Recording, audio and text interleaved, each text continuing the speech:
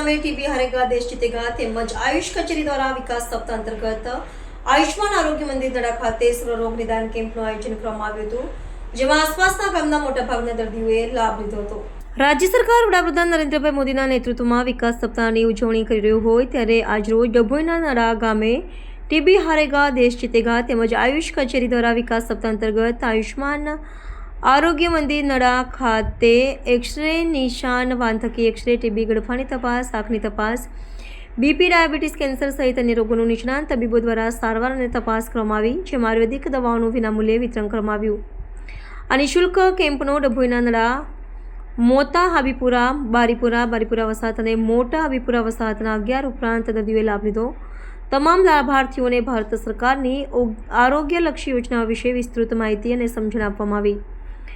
આ પ્રસંગે નડાના ભાવેશભાઈ પટેલ, તાલુકા ભાજપ મહામંત્રી પિન્ટુભાઈ પટેલ, રઘુવીરસિંહ સરપંચ, સંજયભાઈ આયુર્વેદિક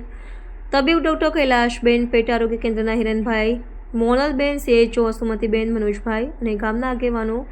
મોટી સંખ્યામાં ઉપસ્થિત રહી નિઃશુલ્ક નિદાન કેમ્પને સફળ બનાવ્યો હતો। રિપોર્ટર મિત માછી, સિનોર સમાચાર ન્યૂઝ, ડભોઈ।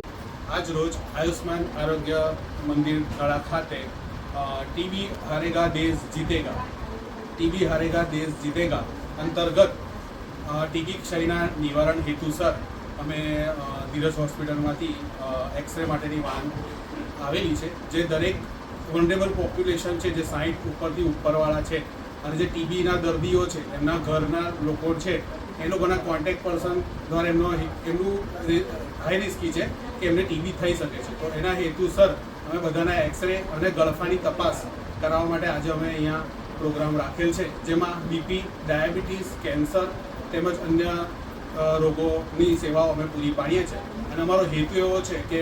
ઘર સુધી અમારી આરોગ્યની સેવાઓ પહોંચે, એ સૌથી મોટો ઉદ્દેશ્ય છે। નિયામક શ્રી આયુષની કચેરી ગાંધીનગર અને જિલ્લા આયુર્વેદ અધિકારી શ્રી વડોદરાના માર્ગદર્શન હેઠળ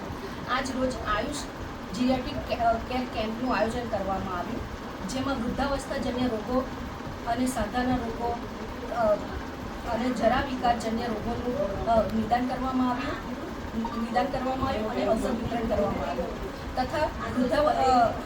વૃદ્ધોના પરિવારજનોને વૃદ્ધાવસ્થા દરમિયાન શું કાળજી રાખવી, વૃદ્ધોની શું કાળજી લેવી